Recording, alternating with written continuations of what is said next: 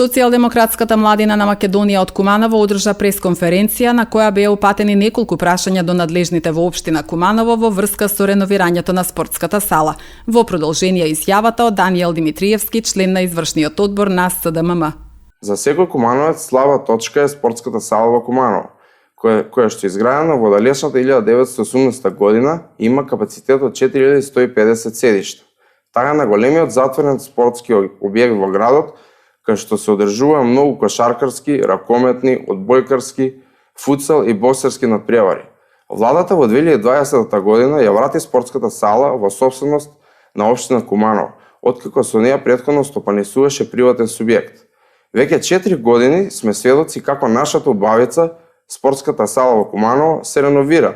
Проект на реновирање кој треба да чини 6,5 милиони евра. Најпрво се почна со реновирање на кровот и трибините, но уште од самиот почеток имаше многу пехови и аномалии. Туку што поставениот нов кров протече, а излезе и скандал со набавката на семафорот, чија што цена изнесувала 160.000 евра. Но тоа не е се, да не забораваме да му поставиме прашање на градоначалникот во заминување.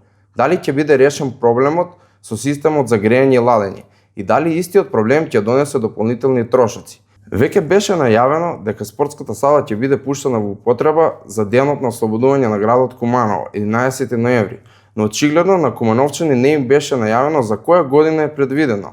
Нас само ни останува уште да чекаме да се заврши со реновирање спортската сала, а во меѓувреме се надеваме дека нема да излезе уште некој скандал со неја и нејзиното реновирање.